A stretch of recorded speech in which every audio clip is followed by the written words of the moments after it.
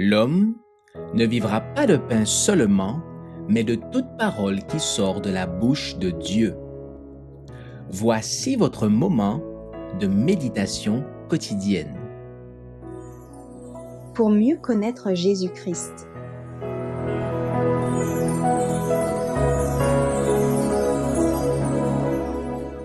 Participant de la nature divine, le 11 avril. Je suis le pain vivant qui est descendu du ciel. Si quelqu'un mange de ce pain, il vivra éternellement. Et le pain que je donnerai, c'est ma chair que je donnerai pour la vie du monde. Jean chapitre 6, verset 51. Le pain ne peut nous être utile que si nous le mangeons et s'il devient une partie de notre être. Connaître le Christ ne nous sera profitable que si notre caractère tend à ressembler au sien, si nous manifestons son esprit devant le monde. Le Christ, l'espérance de la gloire, n'a de valeur que s'il est formé en nous. Si nous ne le prenons pas pour sauveur personnel, une connaissance théorique ne nous sera d'aucun profit. L'eau ne nous désaltère que si nous la buvons. Le pain ne nous rassasie que si nous le mangeons. En nous nourrissant de l'esprit du Christ, nous devenons participants de sa nature, nous mangeons sa chair. Quand le Christ prononça ces paroles, beaucoup de ses disciples ne comprirent pas exactement ce qu'elles signifiaient, et il les leur expliqua en disant : « C'est l'esprit qui vivifie, la chair ne sert de rien. Les paroles que je vous ai dites sont esprit et vie. » Jean chapitre 6, verset 63. Si le Christ est pour vous un trésor précieux, vous trouverez en lui de grandes satisfactions.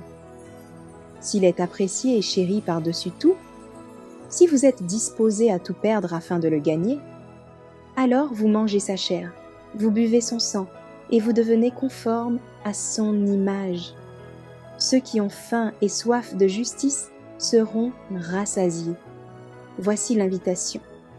Vous tous qui avez soif, venez aux eaux, même celui qui n'a pas d'argent.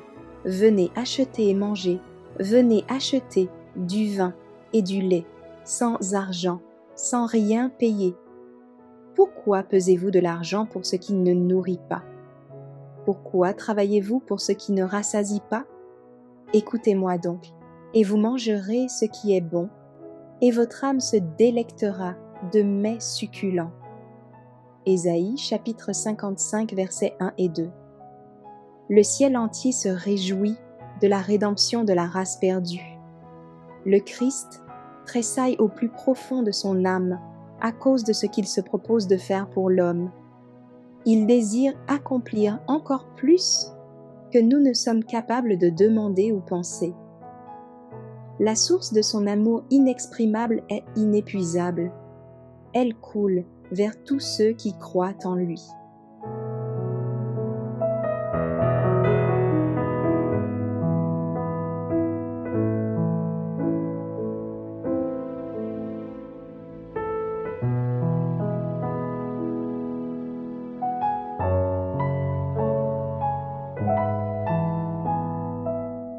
Merci d'avoir écouté cette présentation. Assurez-vous de nous rejoindre demain pour votre moment de méditation quotidienne avec lereste.org.